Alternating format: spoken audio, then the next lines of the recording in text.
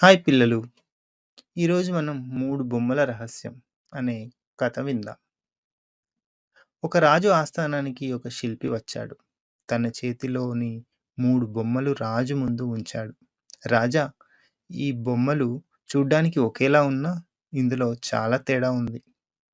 ఈ సభలో ఎవరైనా ఆ రహస్యం కనిపెట్టగలరా అని సవాలు విసిరాడు. అందరూ వాటిని పరిశీలించారు. ఎక్కడ కొంచెం కూడా తేడా తెలియలేదు.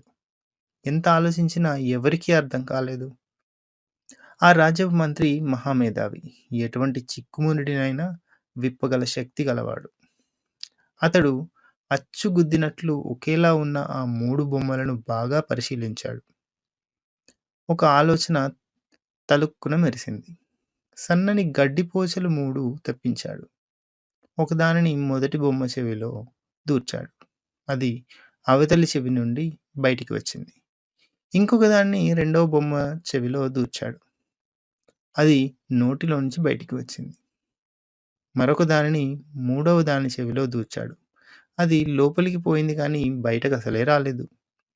మంత్రి చిరునవ్వు నవ్వుతూ, రాజా, ఈ 3 బొమ్మలు మనుషుల యొక్క 3 స్వభావాల గురించి వివరిస్తున్నాయి. మొదటి బొమ్మ చూశారా? గడ్డిపోచ ఈ చెవిలో నుంచి ఆ చెవిలోకి వచ్చింది. అంటే వీళ్ళు ఏది మనసును పెట్టి వినరు, పట్టించుకోరు. ఇటువంటి వాళ్లకు ఏం చెప్పినా వ్యర్థమే. రెండవ బొమ్మ చూడండి. చెవిలోంచి దూర్చితే నోటిలోంచి బయటికి వచ్చింది. అంటే వీళ్ళు మనసులో ఏది దాచుకోరు. ఎటువంటి వాళ్ళతో అయినా చాలా ప్రమాదం.